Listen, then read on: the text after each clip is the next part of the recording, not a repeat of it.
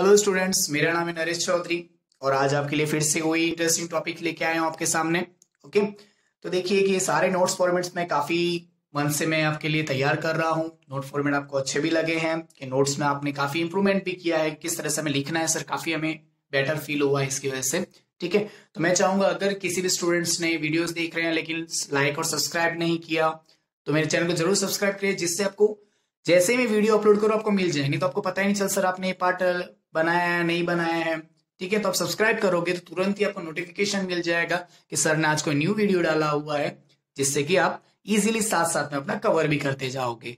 Okay, और like जरूर कीजिए जिससे मुझे पता चलेगा कि हाँ यार मैं कितना परफेक्शन कर रहा हूँ और मुझे परफेक्ट करने की जरूरत है।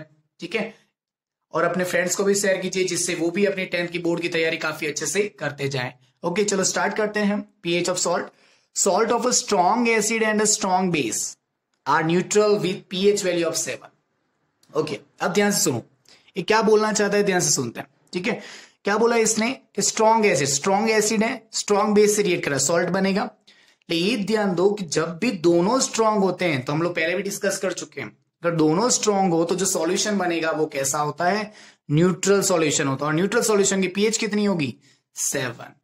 क्लियर। अब देखो नेक्स्ट, अदर हैंड क्या हो गया कि स्ट्रॉन्ग एसिड है और वीक बेस है, स्ट्रॉन्ग एसिड है और वीक बेस है, सॉल्ट बनेगा। तो डिपेंड करता है सॉल्ट का नेचर, एसिडिक होगा, न्यूट्रल होगा, बेसिक होगा, डिपेंडिंग ऑन द स्ट्रॉन्ग। ठीक है, स्ट्रॉन्ग कौन है उस पर डिपेंड करता है।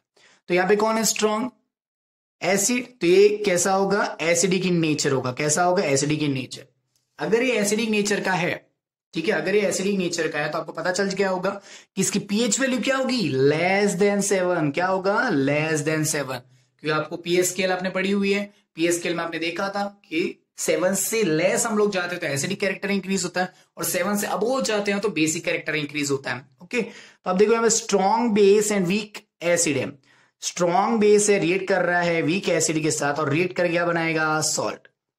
और यहाँ पे भी डिपेंड करेगा किस पे, सॉल्ट जो स्ट्रॉन्ग है उस पे। तो ये कैसा होगा, बेसिक। कैसा होगा, बेसिक। और बेसिक नेचर कहां दिखाई देता है, पीएच की वैल्यू जब 7 से अप होती है, मोर होती है, तब क्या होगा, वो बेसिक इन नेचर होता है। क्लियर हुआ यहां तक।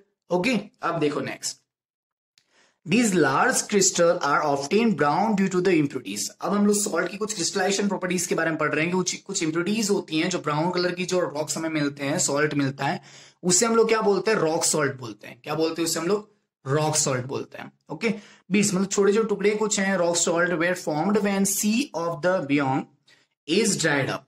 ठीक है, जो सराउंडिंग होगा ओशन की आसपास का, वहां पे क्या उसे ड्राई अप किया जाता है। ड्राई करने के बाद क्या करते हैं, उत्तम ब्राउन, मतलब इंप्योरिटीज होगी उसके अंदर। प्योरीफाई करने के लिए हम लोग क्या करते हैं, उसको इंडस्ट्रीज में लेके जाते हैं, प्योरीफाई करते हैं। ठीक है, प्योरीफाई होने के बाद उसको हम लोग क्या करते हैं, मार्केट में धीरे धीरे लॉन्च कर देते हैं। Okay, rock salt is a mine like call. ठीक है, वो भी कैसे, एक तरह से कॉल की तरह ही हम लोग क्या करते हैं, माइनिंग भी कर सकते हैं, इस टाइप का वहां पे कंस्ट्रक्शन होगा। ओके, अब चलते हैं हम लोग सोडियम हाइड्रोक्साइड। और सोडियम हाइड्रोक्साइड आप जानते हो क्या होता है, NaOH। क्या होगा, NaOH, इसे बोलते हैं sodium hydroxide. Okay, when electricity is passed through an aqueous solution of the sodium chloride, हम लोग एक्वस सॉल्यूशन आप समझ गए होंगे कि सोडियम क्लोराइड में NaCl को हमने वाटर के साथ मिक्स करके बनाया है। ठीक है, और उसे हम लोग ब्राइन भी बोल सकते हैं। ये वर्ड भी याद रखना चाहिए आपको, ये वर्ड भी काफी एग्जाम में आ जाए तो आपको पता चलना चाहिए कि इसका मीनिंग क्या होता है। ठीक है, एक्वस सॉल्यूशन बनाया किसका, सोडियम क्लोराइड का, NaCl का वाटर के साथ मिक्सर हमने एक सॉल्यूशन बनाया है। ठीक है, उसके अंदर हम लोग क्या कर रहे हैं, इलेक्ट्रिसिटी पास कर रहे हैं।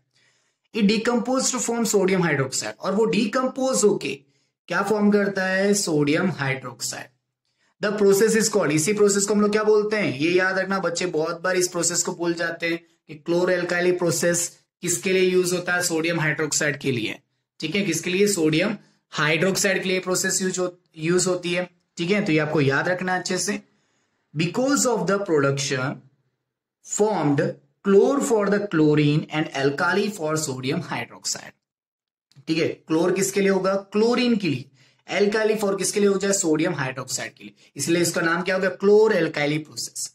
ठीक है, क्लोरीन का भी इन्वॉल्वेशन है इसके अंदर, और सोडियम हाइड्रोक्साइड भी एक तरह से एल्काइल मतलब बेस का फॉर्मेशन हो रहा है। ओके, तो रिएक्शन देखो यहाँ पे, NaCl कैसे फॉर्म में, एक्वस फॉर्म में। कैसे फॉर्म में, एक्वस फॉर्म में। ठीक है, फिर हमने वाटर और ऐड किया उसके अंदर लिक्विड फॉर्म में, फिर क्या मिला मुझे, NaOH plus Cl2 plus H2 gas, means 3 products हमें मिलते हैं। कौन कौन से प्रोडक्ट्स, NaOH प्रोडक्ट भी मिलेगा मुझे, क्लोरीन प्रोडक्ट भी मुझे मिलता है, और हाइड्रोजन भी एक तरह से प्रोडक्ट के फॉर्म में मुझे मिलता है। ठीक है, तो यहां तक पता चला कि इतने प्रोडक्ट्स हमें क्या करते हैं, इलेक्ट्रिसिटी जब पास करते हैं हम लोग किसके अंदर, aqueous solution of sodium chloride, aqueous solution है सोडियम क्लोराइड का, उसके अंदर इलेक्ट्रिसिटी पास करते हैं, तब हमें 3 टाइप के प्रोडक्ट क्या होते हैं वहां पे मिलते हैं, और उस प्रोसेस को हम लोग क्या बोलते हैं, क्लोर एल्काली प्रोसेस। ओके, यहां तक समझ में आया।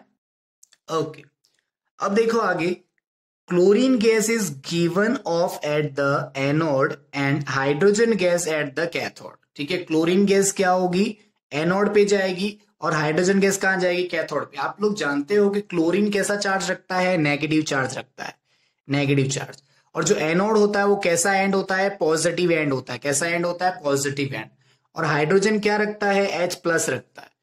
और कैथोड कैसा होता है, नेगेटिव होता है। ठीक है, तो पॉजिटिव कहां जाएगा, नेगेटिव के पास, और नेगेटिव जो होगा वो कहां जाएगा, पॉजिटिव के पास। क्लियर हो रही बात। ठीक है, इस तरह से sodium hydroxide solution is form near the cathode, इसलिए सोडियम हाइड्रोक्साइड जो फॉर्म होगा वो कहां फॉर्म होता है, नियर द कैथोड, क्योंकि हाइड्रोजन वहां जा रहा है। ठीक है, इस तरह से हाइड्रोक्साइड का आयन फॉर्मेशन हो जाएगा। देखो यहाँ पे डायग्राम में भी आपको दिख रहा होगा, देखो क्लोरीन कहां जा रहा है, एनोड की तरफ जा रहा है, और हाइड्रोजन कहां जा रहा है, कैथोड की तरफ जा रहा है। ठीक है, ओके, अब देखो these 3 products produced in this process are all useful। इस प्रोसेस के अंदर जो 3 प्रोडक्ट्स जो फॉर्म होते हैं वो भी हमारे लिए बहुत यूजफुल है। ठीक है, उन सबका भी हम लोग यूज करते हैं, ऐसा नहीं कि गैसेस हैं, गैसेस को हमने रिमूव कर दिया, जाने दिया, ऐसा कुछ नहीं किया, उनका भी हमने यूज किया। 3 प्रोडक्ट आपको पता है कौन कौन से हैं। ठीक है, सोडियम हाइड्रोक्साइड हो गया, क्लोरीन हो गया, और हाइड्रोजन गैस हो गया। ठीक है, इन तीनों का भी हम लोग यूज करते हैं। कहां कहां यूज होता है सर, देखो हाइड्रोजन। ठीक है, ये जो प्रोसेसर है यहाँ पे एक मेम्ब्रेन लगी हुई है, आप देख रहे होगे बीच में एक मेम्ब्रेन है। ठीक है, यहाँ से हमने ब्राइन एंटर किया है। ठीक है, जो सॉल्यूशन हमने बनाया वो सॉल्यूशन हमने एंटर किया अंदर, तो क्या हुआ, कंसंट्रेशन की वजह से, क्यों आयंस देखो नेगेटिव है तो नेगेटिव कहां जाएगा, पॉजिटिव की तरफ दौड़ेगा, और जो नेगेटिव बना है, ठीक है, और जो पॉजिटिव बना वो कहां जाएगा, अपने नेगेटिव की तरफ दौड़ेगा। ठीक है, इस तरह से पॉजिटिव नेगेटिव चार्ज क्या कर रहे हैं, एक दूसरे के अपोज में रोटेट कर रहे हैं, मूव कर रहे हैं। क्लियर। अब देखो ध्यान से, यहाँ पे हाइड्रोजन का यूज क्या है, फ्यूल में भी यूज होता है। हाइड्रोजन गैस आपने सुना है, हाइड्रोजन फ्यूल आपने सुना हुआ है। ठीक है, मार्गेनिंग मतलब कि जो नकली हम लोग जो बनाते हैं ना, ठीक है, उस पार्ट को। ठीक है, मार्गेनिंग हम लोग मतलब कि, ठीक है, मीन्स डुप्लीकेट बटर जैसा, मक्खन जैसा, ऐसा कुछ हो। अमोनिया फॉर द फर्टिलाइजर, और अमोनिया क्या, हाइड्रोजन हम लोग अमोनिया के फॉर्मेशन में भी यूज करते हैं। क्लोरीन गैस की बात करते हैं। ठीक है, तो क्लोरीन गैस के वाटर ट्रीटमेंट में आपने बताया क्लोरीनेशन प्रोसेस आपने देखा होगा 9th स्टैंडर्ड के अंदर, क्लोरीनेशन प्रोसेस की जाती है। ठीक है, अपने 2nd चैप्टर में आपने देखा होगा प्योरिफिकेशन के अंदर क्लोरीनेशन प्रोसेस करते हैं। क्लोरीनेशन प्रोसेस के अंदर क्लोरीन का हम लोग यूज करते हैं, जो वाटर के अंदर जो बैक्टीरियाज होंगे उसे क्या करते हैं, डैमेज करते हैं, डिस्ट्रॉय कर देते हैं, किल कर देते हैं। स्विमिंग पूल्स के अंदर भी उसको प्योरीफाई करने के लिए, जो भी इम्प्योरिटीज है उसे रिमूव करने के लिए पीवीसी पॉलीविनाइल क्लोराइड, जो हम लोग पाइप, जो प्लास्टिक के अंदर आपने सुना होगा, प्लास्टिक जो फॉर्मेशन होता है वो 8 में भी पढ़ा है, 9th में भी शायद आपने सुना है पीवीसी के बारे में। ओके, तो PVC polyvinyl chloride, chloride means chlorine भी उसके अंदर प्रेजेंट है। ठीक है, प्लास्टिक का एक फॉर्मेशन है, पॉलीमर पार्ट है। CFC chlorofluorocarbon, chlorofluorocarbon, chloro means chlorine भी इसके अंदर आ गया। ठीक है, ये एक तरह से ओजोन लेयर को डिफ्लेक्ट करने के लिए रिस्पॉन्सिबल गैस है ये। डिसइंफेक्टेंट, कोई भी इंफेक्शन होता है उसको रिमूव करने के लिए इसका यूज होता है। पेस्टिसाइड के फॉर्म में भी क्लोरीन का यूज होता है। तो यहाँ पे आप यूजेस लिखे हुए। क्लियर। ध्यान देखो कि ब्राइन कंटेनिंग NaOH जो हमने लिया हुआ, NaOH क्या होता है, डीग्रीसिंग मेटल। डीग्रीसिंग मतलब मेटल्स को चमकाने के लिए, उनकी चमक लाने के लिए हम यूज करते हैं। ठीक है, सोप एंड डिटर्जेंट के अंदर भी NaOH यूज होता है। पेपर मेकिंग के अंदर भी NaOH का फॉर्मेशन है। आर्टिफिशियल फाइबर्स बनाने में भी इनका यूज होगा। देख लिया आपने कि तीनों जो प्रोडक्ट्स हमें मिले, तीनों के तीनों प्रोडक्ट हमारे लिए यूजफुल हैं। तीनों ही प्रोडक्ट हमारे लिए कैसे हैं, यूजफुल हैं। ओके, क्लियर हुआ। ओके, अब देखो when chlorine react with hydrogen, जब क्लोरीन और हाइड्रोजन को भी रिएक्ट करवाते हैं तो क्या फॉर्म होता है, HCl हाइड्रोक्लोरिक एसिड। आप लोग जानते हो क्लोरीन और हाइड्रोजन रिएक्ट करेगा तो क्या बनेगा, HCl hydrochloric acid. And HCl used in, और HCl का भी यूज क्या होता है, इंडस्ट्रीज में होता है, मेडिसिन में होता है, कॉस्मेटिक्स के अंदर भी इसका यूज होता है। देखो कितने सारे यूजेस है। इन तीनों का इंडिविजुअल भी यूज है और तीनों को हम लोग क्रॉस कनेक्ट भी करवाते हैं तो भी उसका कुछ न्यू प्रोडक्ट मिलता है और हमें और भी यूजफुल बन जाता है। Okay, when chlorine react with NaOH form bleach, जब क्लोरीन रिएक्ट करता है NaOH के साथ, क्लोरीन रिएक्ट करता है NaOH के साथ, ठीक है, तो क्या बनेगा, ब्लीच बनेगा। और ब्लीच का यूज क्या है, हाउस होल्ड में, ठीक है, हाउस होल्ड में जितनी प्रोसेस होती है जो क्लीनिंग के लिए हम लोग यूज करते हैं, ये ब्लीचिंग फाइबर्स, ब्लीचिंग फाइबर्स को भी क्लीन करने के लिए भी यूज किया जाता है, वो सारे ब्लीच। ठीक है, यहां तक समझ में आया। ठीक है, एकदम सिंपल फॉर्मेट पूरा, किसी के ऐसा डायग्राम दिया है बुक के अंदर, किसी के दूसरा जो कंटेनर टैंक जैसे बने हुए हैं 3 वैसे डायग्राम दिया है, तो मैंने पूरा कवर कर दिया। ये पॉइंट्स भी उसके अंदर थे, इस डायग्राम में ऐसे पॉइंट्स नहीं थे, इस पॉइंट्स को मैंने यहाँ पे लिख दिया जो उस डायग्राम से बिलोंग करते थे। ठीक है, तो सारा का सारा इस मैंने कवर अप कर दिया है। कोई भी प्रॉब्लम हो, डाउट हो तो आप मुझे पूछ सकते हो। Okay, all the very best and thank you.